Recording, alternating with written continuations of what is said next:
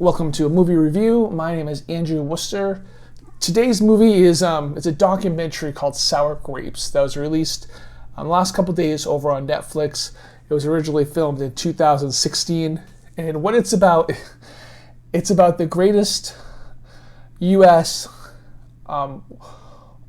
Wine fraud case ever. This guy was counterfeiting wine to the millions of dollars worth of wine, and I found it fascinating from the first 10 minutes in. It really got me hooked, the way it set up the story, the way it demonstrated the world and the different aspects that the story really was taken from.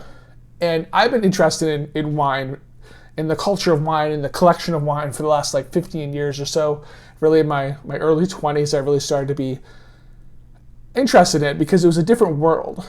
And there's two parts to the world that were interesting to me. One was the total crazy money, what they call the FU money. They talk about that in the film too, as some of these collectors would get $3 million bonuses, which is more than most people will make in their whole life.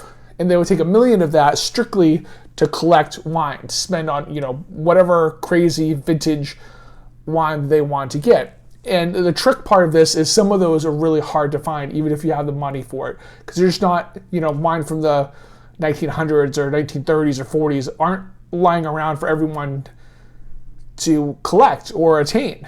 And that makes it more valuable, obviously, and that makes the hunt for it even more exciting because, people want what they can't have. So the desire, the pursuit of that is almost half the fun. So the whole excessive wealth of wine collecting and the wine culture of these people that are having these wine parties where 10 people get together and they share a $100,000 bottle of wine. And I enjoyed it in the same way that I enjoyed fine art. If someone had the money to buy a Van Gogh or a Picasso or Edward Hopper, that kind of thing. Because I'm a fan of the arts, and I find wine, as far as the process of it and the history of it, a lot of the story takes place out of Burgundy in France. And they show, one of the cool parts is, towards the beginning, is they show the winemaker in one of the historical vineyards in France that's been in his family for generations.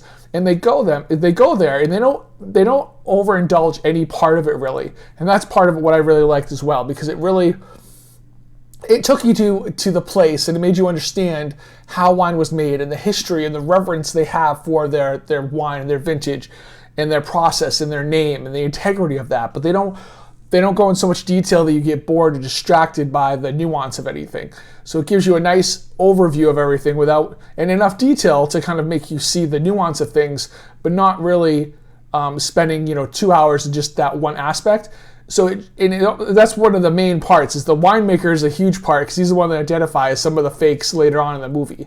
So as much as I love the culture of wine, I also feel kind of like a douchebag in a way because of the ambiance of the money these people are throwing around in it and the money that they have. And it seems so, I don't want to say wrong, but it just seems so crazy to think of the excess that these people have. And I both want it, and I both would be so guilty if I had it, because I see from where I am now in a life that's comfortable at best and struggling sometimes as well, to see that and to see the way the collections are is challenging to watch. But in this case, it was kind of interesting because you saw from the beginning that this guy Rudy, who became a huge in the scene of wine collecting and started buying, going to these auctions from Christie's or Sotheby's and buying up tens of thousands of dollars of wine quickly. And no one knew who he was. He just showed up on the scene and all of a sudden buying all these things. And so that obviously attracts the attention of a couple of journalists who start looking into who he is. No one seems to know who he is. And the true crime aspect of the story, along with the whole understanding the process of wine and the history of the wine being made, and then going into the wine culture, these people that collect the wine and how intense they are about it. It's on such a high, I love collecting, and it's my scale of collecting is so low, but to see the same kind of passion about it at this high end and seeing the wealth that they had to indulge in this was really fascinating. And It's about an hour and a half documentary, so it's not too long, and it just takes you on this ride where you understand the world of the culture of the collecting, and you kind of, that's interesting to you. Do you understand the winemaking? That's interesting to you. It shows you pieces of that, so that's 2/3 of the story. And the main heart of the story, the 60-70% of the story, is this guy Rudy and his collecting the wine and his buying all this wine, and then how different aspects of people. It even goes to Bill Koch. He's a huge wine collector, and he's one of the people that was millions of dollars. He has sold fake wine. And it goes into his, and it shows his wine cellar that he has in his freaking mansion, which is, 100 times the size of my condo. It's this freaking wine cellar. And that kind of, again, makes you hate it a little bit, because why does one person have this much? It's a really, as much as you can get lost in the romanticism of the wine collecting, when this guy goes and defrauds people, and you don't know why he does it, and it's to such of a volume that he couldn't be doing it on his own, and that's part of the mystery is still not solved, which is really interesting because it shows you little breadcrumbs and you can kind of like come up with your own idea, but it doesn't tell you the idea because the idea isn't known yet. He's serving 10 years in prison, so his accomplicenesses aren't really. I don't want to give away too much because they do kind of give you an idea of what was going on, even though it's not an exact idea. But I think it could be a little bit of money laundering going on. So the movie's called Sour Grapes. It's right on Netflix. It just came out on Netflix a couple days ago. It is a fantastic true crime story of the biggest wine fraud counterfeit case in the history of the U.S., mixed in with how they make wine and the society of people that collect wine and the kind of boys group that does that.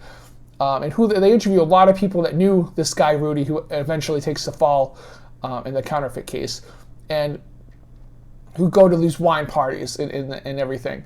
And it's a fascinating look into their world as well, because it is a world that you kind of envy and you're kind of jealous of at the same time, and you do feel kind of a wish fulfillment to be there and a hatred of it as well. At least I did. I mean, people are going to look at that differently, I suppose, but the way I look at it is like that. And it also got me more into wine again. It's like I want to learn more about the process of making the wine. That's really the one thing. I don't have the money to collect, $10,000 bottle of wines at the moment, but I can certainly learn about what it takes to make the wine.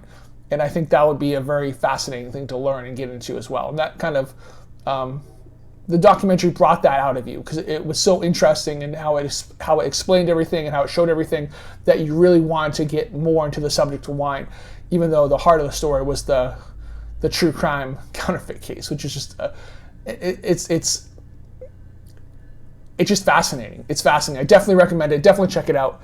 I appreciate you spending the 8+ minutes here with me. Till next time, my name is Andrew Worcester. Appreciate the time.